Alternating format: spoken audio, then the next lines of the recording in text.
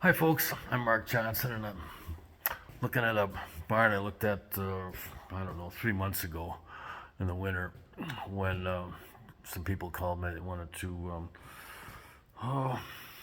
kind of remodel it, shall we say. And anyway, I'm here today to look at the walls here. This is an old tile block foundation, and you can see here there's some spalling going on. This is a bank barn. The ramp is over there, and there's no gutters on the building, as in most cases. And we've got to do some repair of the spall block, and there's also a bowl in the wall, so we're gonna put in some deadmen outside. These walls look like they're about 12 inches thick, but this whole floor has to come out, and we might save the center area, which is only 6 feet wide, but all these pins will have to come out on this end and down on the other end when the concrete goes out.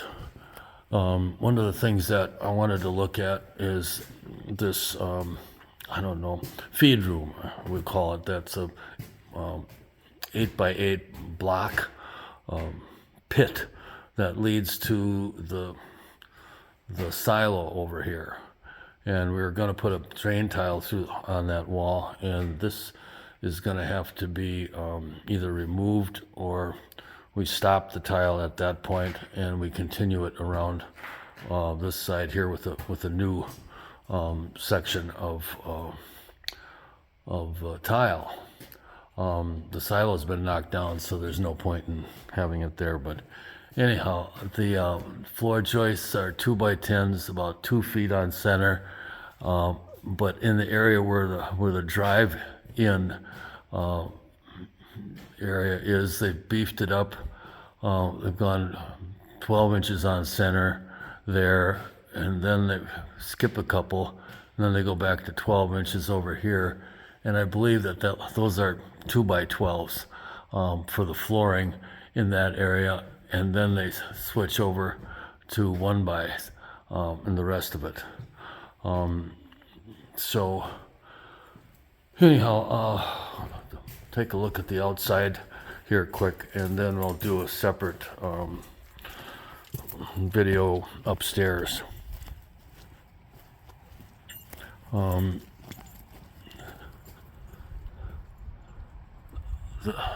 Looking down the wall, the foundation looks much straighter than the area above it. This is a Gothic barn, meaning it's got a round roof, and there's some knee braces upstairs that have been removed, and they are there to hold that wall in place. So we're going to cable it and pull it back together up there and reinforce it. Here's the bank area, and I guess might as well look at this right now while we're at it. We're gonna dig through this area and put drain tile here to get rid of the moisture which is ending up downstairs, and then we got to take this addition off here, which is kind of basically a pole barn setup. We got some telephone poles in the corner here, and it's got no floor or anything, so this will be removed. There's Buddy, my trusty companion today. Oh, there's no light in here. So anyway, this is the area that we need to remove. We're gonna basically kind of restore it to what was here, and give them room for an overhead door or something like that. Over here, we'll see how well this works in the dark, but we got a little leakage here, and they're getting a new roof put on it. And these are those knee braces, or whatever you want to call them, that are in here to hold the floor in place. And this is an old 3-ply rafter. They look like they're about 10 inches, but they're made out of 1-inch boards and nailed together like crazy. Over here, you can see how this one's split apart, and anyhow, that's typical. There's a lot of outward thrust on here, and we're going to put cables in up about 9 feet, and I've got a design in mind to do that. The rafters look like they're kind of closer there, and then they're closer over here on this side. There's a couple that change the spacing where the actual door is to help reinforce it a little bit. Over here looks like there's kind of a grain bin set up. There was probably a hole in the roof at some time, and they would put feed in that area. And there's another one over here on this side. I don't know if I should turn my... Oh, that'll help. This area here was also another grain bin. It's made out of shiplap 1x10s or something like that. And we're going to take those out, and we're going to use them to beef up the floor. Here's where that 2-inch thick floor sits. We're going to take those parts from the bins, and we're going to double up the floors here so that they can use it for vehicle storage and so forth. You can see how they reinforce the roof there. But anyhow, we'll be putting some extra cables over in this area. The ridge is actually pretty straight, so that's I think that's going to work out pretty good. We just may have to add some extra cables here to do that. There's some sort of a room up here. I don't think that's for grain storage. I don't know what in the world that is, unless it's for hunting purposes. But here you can see over on this side the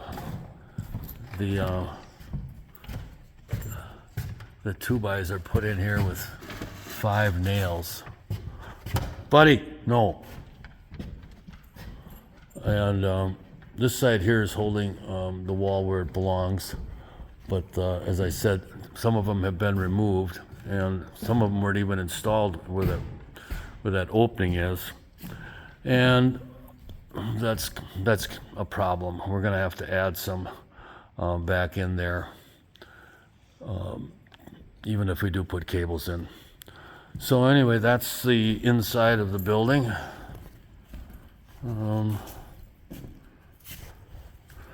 Over here's where the old silo is, where that block room is underneath here, and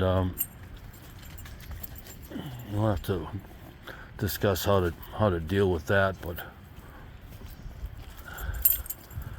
end wall of the building looks nice and straight. The bracing in there is doing its job. We could run the drain tile out to daylight over there and do the same thing on the other end. So anyhow, I guess that pretty much covers all the stuff that I was concerned about. I'll take a few more measurements while I'm here, and then I'm going to take time to shorten this load of logs that I've got along here with me. I picked them up over in Chaska.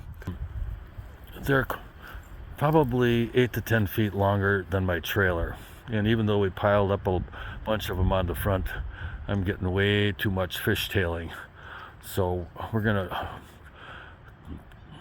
drop off 2 or 3 feet on the end here and leave those for a souvenir with the owner.